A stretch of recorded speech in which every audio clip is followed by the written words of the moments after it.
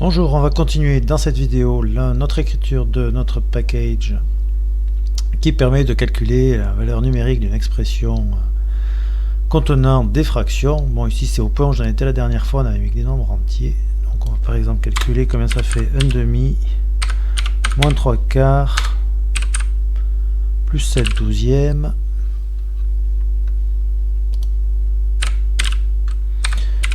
moins 1 sixième. Et bien ça fait 1 sixième. Voilà où on en était arrivé.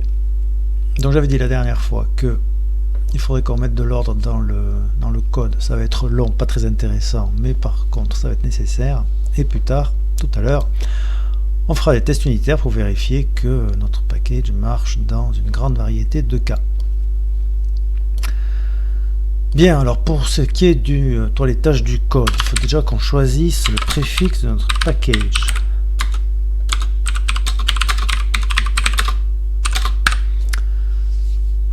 Alors c'est quoi le préfixe du package? C'est en général c'est avec les initiales qu'on fait ça, et on préfixe tous les noms des macros privés qui sont dans le package pour pas que, enfin, si je laisse une macro for comme ça, peut-être que ça redéfinirait une macro for qui existe déjà et ce serait un peu embêtant. Donc on va l'appeler comment ce package d'ailleurs, je sais même pas. Calcfrac. Et hop, on va mettre CF. Donc je vais renommer, ça va être long et fastidieux, j'accélérerai sans doute la vidéo à la fin pour pas que ce soit trop long, cette partie du moins.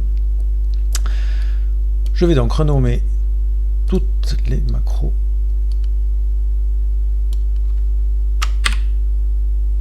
comme ça.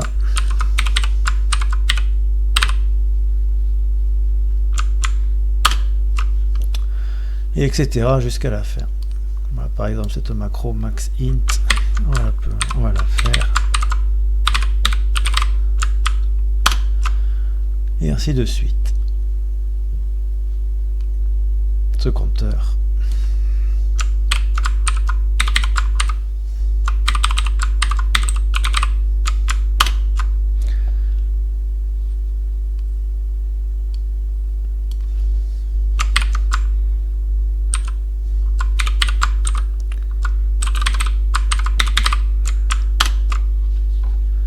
Bon, cette macro, je ne vais pas la renommer, puisque c'est la seule macro publique de notre package.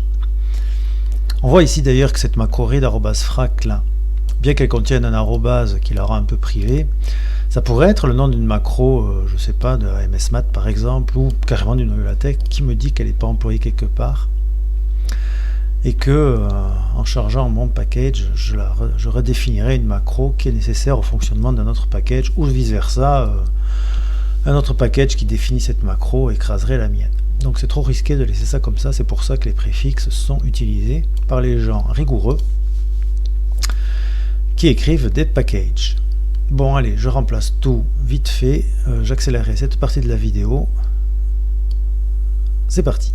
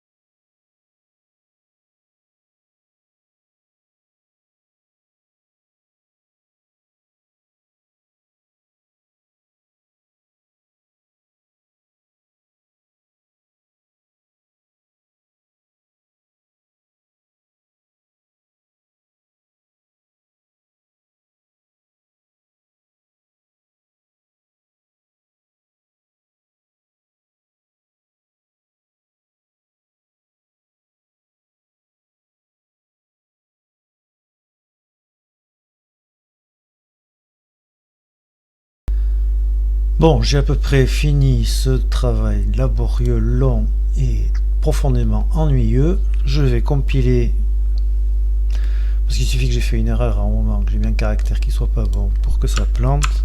Je compile. Ça m'a l'air bon. Et si je mets plus au 6e. Bon, c'est bon, je me suis pas trompé donc en renommant mes noms de macros. Ce qu'il faut que je fasse maintenant, vu qu'il y a plein de fois où il y a ça, et que c'est profondément pénible, on va faire une macro. Il me semble d'ailleurs qu'on avait fait. J'en avais pas fait une comme ça dans l'épisode. Je sais plus quoi.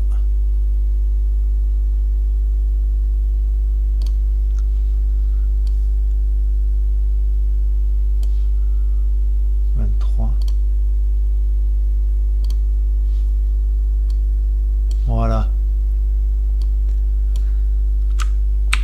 On va faire CTRL-C. Je vais fermer l'épisode 23. Parce que ça va alléger le code un peu quand même. Donc, allez, je cible. Donc c'est soit testifix, soit testifnum.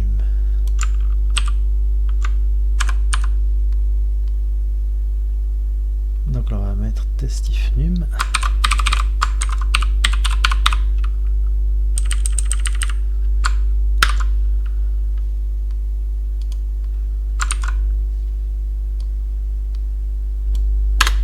C'est quand même mieux. Le même ici.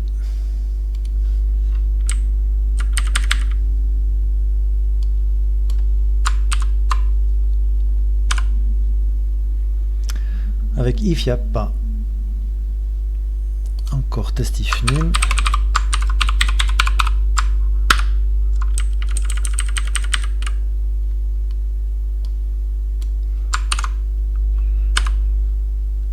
Là, c'est testifix.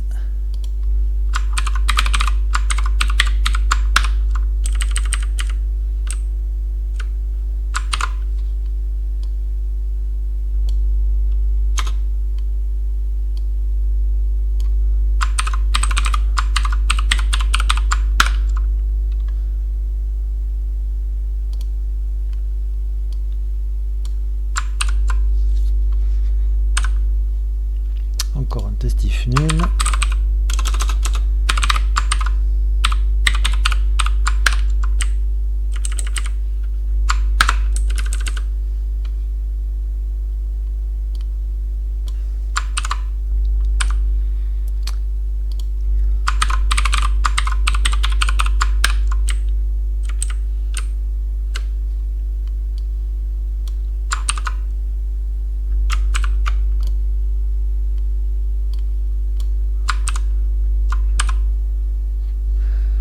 Bon voilà, ça factorise un peu le code, c'est quand même bien plus concis et lisible. La compilation se fait toujours, donc c'est bon. Il faudrait d'ailleurs que je les préfixe eux aussi.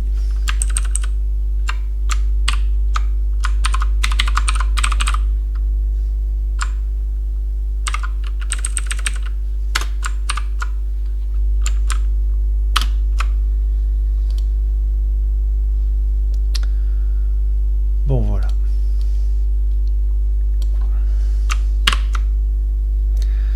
Eh bien, il est temps de se programmer des tests unitaires afin de vérifier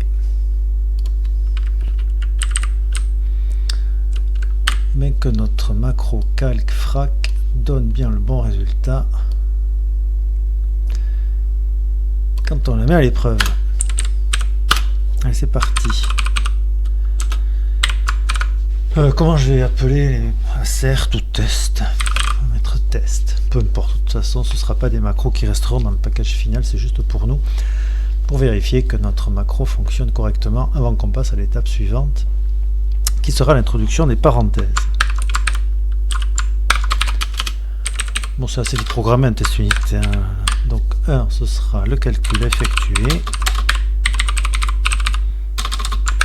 Et 2, résultat attendu sous la forme, donc on mettra un signe, un entier signé, un signe de division et un entier non signé.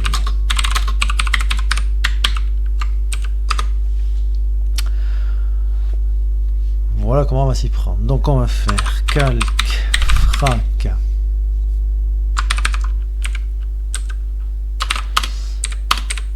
je vais stocker quand même, je vais stocker dans une macro le calcul qui a effectué, donc on va l'appeler, je sais pas,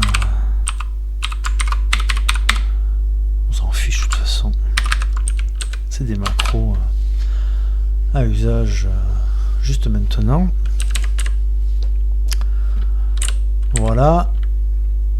Et pour l'argument numéro 2, qui donc est sous la forme un entier signé, un slash, un entier non signé, on va appeler une macro argument délimité. Donc on va appeler test@a.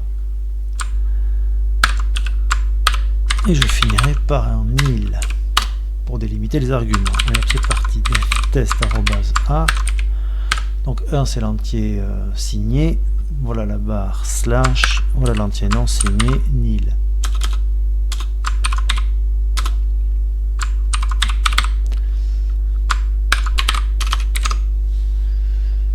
Il faut que je teste donc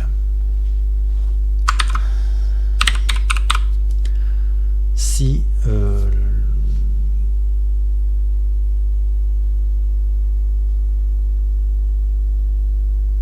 donc j'ai renommé avant je l'avais appelé final numère, je l'ai appelé cf result numère, bon, c'est pareil. Donc je vais tester si le numérateur final du résultat il est égal, eh bien, à l'argument 1, je renvoie 1, ce que je veux donc. Je vais tester si, pareil, le dénominateur, cf result dénomme comme ça, il est égal au dénominateur attendu, je renvoie 1. Et donc je veux que ces deux tests soient vrais tous les deux, donc je veux que ça forme 11. Donc je vais faire if num, je mets 0, je mets égal 11. Donc là on va dire que le test est OK, on va faire afficher OK et on va juste mettre le calcul qui avait été demandé.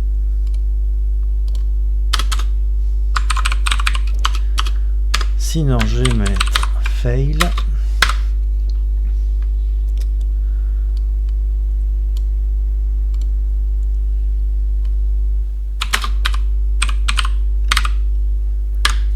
Je vais mettre le résultat qui est ça.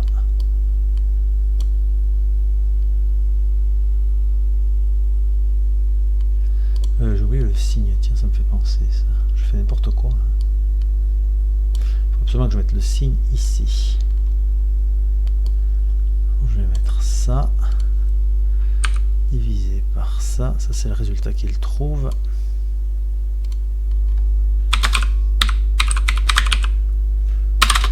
Et le résultat attendu, eh bien, ce serait ça.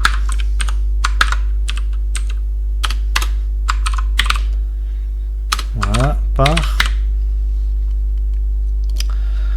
Pour aller à la ligne après chaque test. Et bien, on va essayer. Là, on va mettre test. Je prends ma calculatrice. Je mets n'importe quoi. 7 quarantièmes plus 3 cinquièmes moins 1 demi plus 7 dixièmes. 5, plus 9 dixièmes, 47 quarantièmes, allez c'est parti, alors 7 sur 40, plus 3 sur 5, moins 1 demi, plus 9 sur 10, et j'attends comme résultat 47 quarantièmes, on compile, ça va pas, missing in for if num.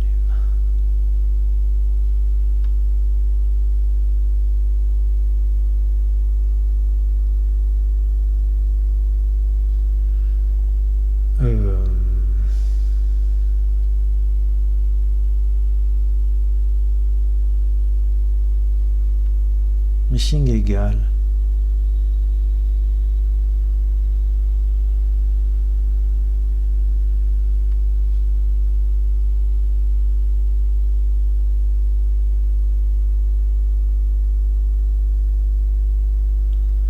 Je vois pas. Je vois pas où j'ai fait l'erreur. C'est là, c'est sûr.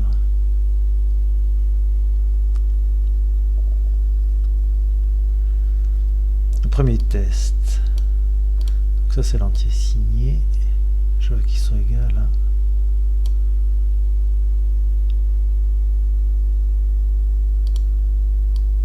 Pour pas de relax, il s'en va pas le relax. Je mets juste un espace. C'est moi qui vais pas avec le relax là. Comme ça.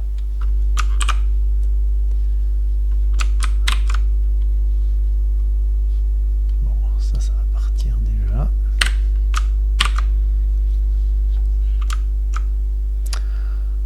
Voilà mon premier test unitaire qui est OK. Donc le résultat de ce calcul, c'est bien 47/40e. Je vais mettre cette vidéo sur pause et je vais inventer. Je suis pas très doué en plus pour inventer des tests unitaires malheureusement.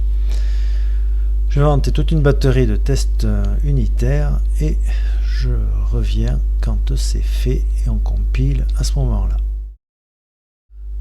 Donc voilà, j'ai essayé de... ça tout à la calculatrice, puisque je n'ai pas d'interface. Peut-être le package Xint le fait, je sais pas, je vérifie, de Jean-François Burnol. Bon bref, en tout cas, j'ai pas de moyen de vérifier en dehors de taper à chaque fois la calculatrice, ce qui est assez pénible. Bon, en tout cas, j'ai mis plein de tests, bon, j'en ai plein, il n'y en a pas 150 non plus, pour voir si ça se comporte dans les cas un peu, voilà, 0, ça doit bien donner 0 sur 1, etc. Et bien on va compiler.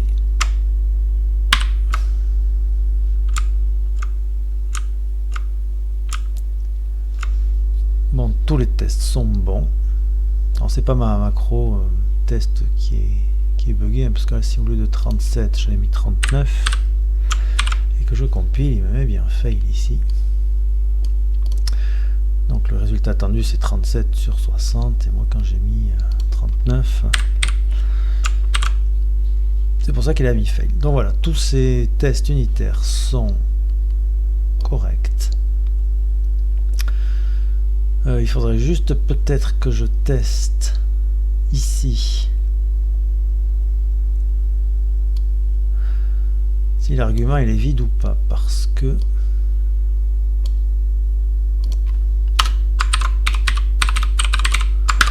je crois que si j'appelle ça, ça va couiner.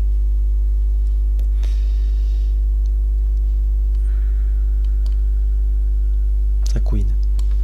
Ce qui est logique parce qu'ici là tout ça disparaît et donc le premier truc, le premier token que va lire calc_frac_b, ça va être le relax, sauf qu'à ce moment là il s'attend pas du tout à lire un relax.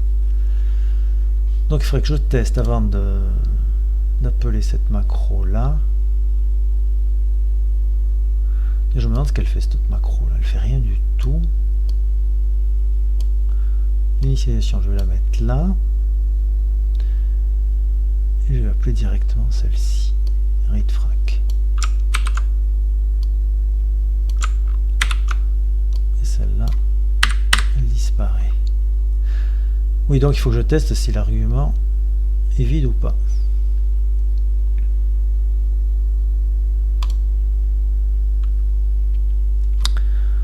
Donc on va mettre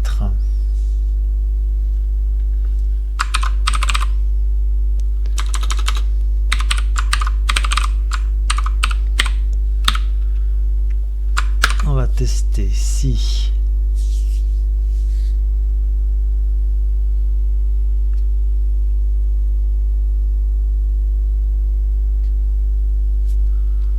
je vais même pas mettre avec ça, je vais pas m'embêter, je vais mettre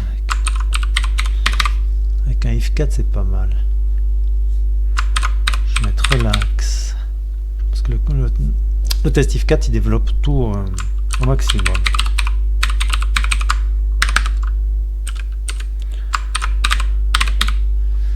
Donc Donc si l'argument 1 est vide, ceci, c'est comme si ça n'existait pas. Donc le test est positif puisque le code de catégorie de relax qui est 16 est égal au code de catégorie de relax.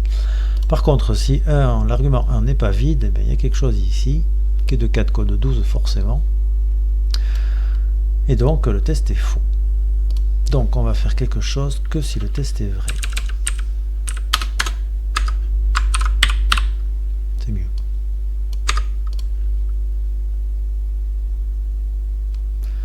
Comme ça, j'ai plus d'erreur là. Si. Et pourquoi, je sais pas.